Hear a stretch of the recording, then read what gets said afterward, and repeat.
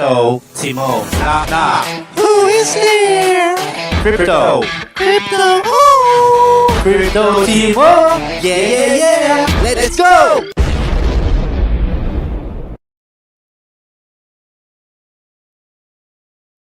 So the lowest tax goes to 6%. And in this case, if it reduces to 6%, you have that 3% burn, which is always applied.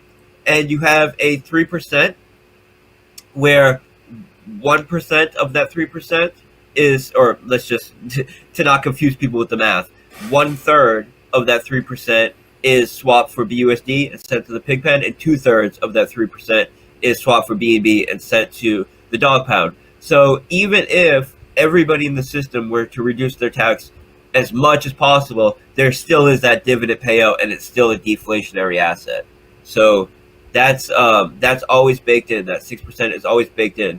Now, that 90% tax, when I say that everybody starts off when a new dog token is acquired with a 90% tax, this is assuming that you're brand new to the platform. We also have something called a wallet loyalty score. So we have a token loyalty score and a wallet loyalty score. The token loyalty score is relative to a specific amount of staked tokens. So you stake 1,000 tokens and you're reducing the tax on those 1,000 tokens by 1% a day, while you're earning BNB from all of the people that are transacting their dogs and having that tax applied to it. Now, for having over a specific threshold, which is about $100 worth of dogs staked on all of your stakes combined, basically it's just there's a threshold just to ensure that people aren't depositing 0.0001 dogs to build it up. So there's a certain threshold just to ensure it's legitimate users that are earning this. There's something called a wallet loyalty score as well. And what this is a loyalty score where you're reducing the tax by 2% a month relative to your wallet. So it's not specific to a specified amount of staked tokens that you'll transact in the future. It's relative to all tokens that move through this wallet from that point on. So effectively, if you've been using the system for about a year, at that point, so the wallet loyalty score caps out at 30%. So once you've kind of maxed out your wallet loyalty score, which happens in about a year's time, if you've been using the platform for a year consistently, any dog tokens that you acquire automatically have the tax reduced by 30%. So, and that's just not if you've been in there for a year. It starts immediately at the first month. So if you have been using it for a month, when you acquire a new dog token, the tax will be reduced by 2%. So immediately you'll start off at an 88% tax. Then the next month, you'll start off at an 86% tax. The next month, 84% tax. And you can build that wallet loyalty score all the way up to 30%. And in that case, any new dogs that you acquire, that you're starting off with a tax of 60% instead of 90%. And this means that you're going to be able to reduce your tax all the way down about a month sooner. And you're rewarded for being a long-term user in the system. So the token loyalty score, everybody kind of comes in on the same page. If you stake and a newly acquired dog, you're going to reduce that tax on it by 1% if you're in the auto compounding pool every day, or 0.75% if you're in the non-auto compounding pool every day. And it doesn't matter if you just got dogs for the first time or if you've been using the platform for 2 years. The token loyalty score is reducing at the same pace. But since this is about loyalty to the system and being a positive actor in the system, being someone that is responsible with your profit taking in a way that not only benefits you the most because you're earning optimal yield by using the strategy, but also supporting the price, which benefits every user.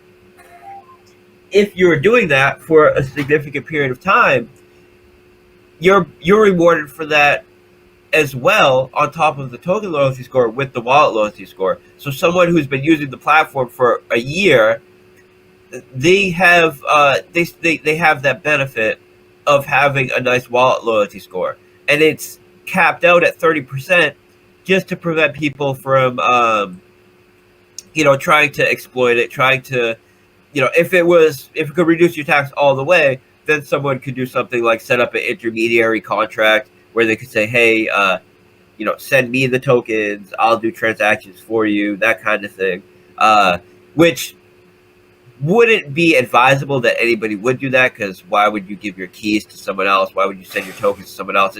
It wouldn't be advisable, but it would be possible. But capping it at 30% both makes sense, because it gives you that nice bonus there for being a long-term user, but you still have to use the rest of the system, the token loyalty score, as everybody else, and it prevents it from being kind of gamed in that way as well. So this is not only really the most innovative form of vesting, because every single user has to determine when it makes sense for them to transact. So say the price is way up. Say we do, 1,000x in the next couple months, and someone decides, hey, we're up 1,000x.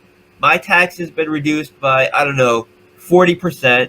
So I still have a 50% tax on it, but I'm up 1,000x. Maybe I should sell some, even though I'm going to get hit with this tax. I'm up 1,000x.